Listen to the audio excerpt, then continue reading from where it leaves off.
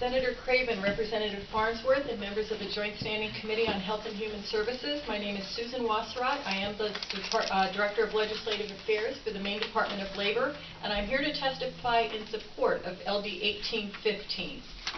There's tremendous value in work, not only in providing income, but also in terms of providing a sense of purpose, a sense of self-worth, forging relationships with colleagues, and connections to the larger community. When individuals are experiencing the types of financial difficulty that would bring them to TANF, the best long-term solution is employment.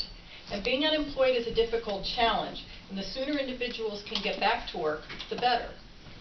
LD 1815 proposes a work search requirement for job-ready applicants of TANF. And a similar requirement exists as a condition of for individuals to receive unemployment benefits. And I'll call that UI because that's a lot of syllables there, under both state and federal law in all states. Individuals must be able and available to work and actively seeking work each week in which they submit a claim for benefits. And similar to the UI requirement, this proposal requires that job-ready individuals applying for the TANF program conduct a work search. It's my understanding that they would be assisted in further job searches as well. Now, since our department has a similar requirement, I thought it might be helpful to provide some insights based on our experience. Now, with UI, satisfying the work search requirement means that the claimants must conduct an active work search, and they must provide the Bureau with verifiable documentation of their work search, employer contacts for review upon our request. Now, verifiable documentation of application includes items like the business name, the telephone number, the position title for which they applied, the name of the contact person if they know it. So, for example, a printout of an email that a person submitted with their resume could serve as evidence. Now, in the electronics age, we find that many employers use an online application system, and that provides no verifiable documentation.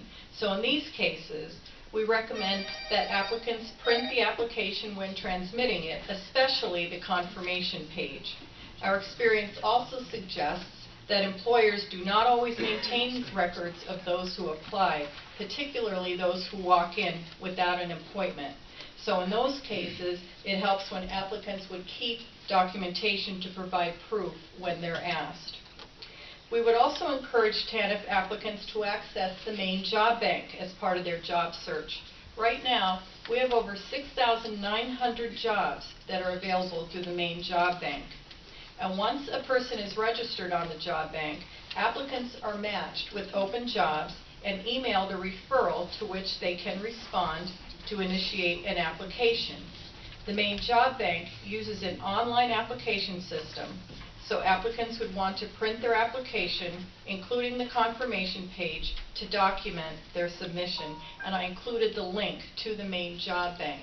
And I didn't include it in my testimony, but I would add that any of our main career centers throughout the state are equipped to help people with these types of activities that I just described. And they can also use any public library to use a computer there to do any of these activities I just described. The Department of Labor supports this bill because it dovetails nicely with our commitment of serving Maine workers and businesses. We understand that people often need a hand up when tough times come. And as I mentioned earlier, the best way to prevent or reduce the need for assistance is employment. And encouraging a job search as part of a TANF application helps ensure that the T in TANF truly is temporary. So I thank you for your consideration of my testimony, and on behalf of the department, I would urge an ought to pass, and I'd be happy to answer questions if I'm able. Thank you very much. Sir Lehovich has a question. Thank you for coming today. I'm wondering, I'm trying to figure out kind of the cost of implementing things like this.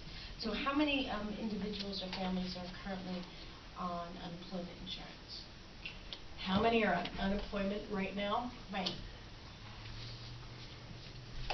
I can find that out for you. That would be great, because I'm trying to figure out, because to administer kind of a checking on, did someone do, look for 3 jobs this week kind of thing, much like unemployment does. I want to find out how much that costs. Sure. Okay, thank you. Sure. And that's done on an audit basis. We do that, we request that of people who are on unemployment. And they have to do it online, and, I mean, there must be someone checking that, right? We have people within the department who do research the job work search logs. And actually, we've been working with DHHS to try to help facilitate this process should this bill go through. So Yeah, if you could bring that stuff for the work session, Yep. that'd be great, thank you. I'm sorry I don't know that off the top of my head, but I was looking at how to help with this, not how many are on UI. So. Other questions for Ms. Wasserott? Seeing none, thank you. Thank you for being here today. You're welcome.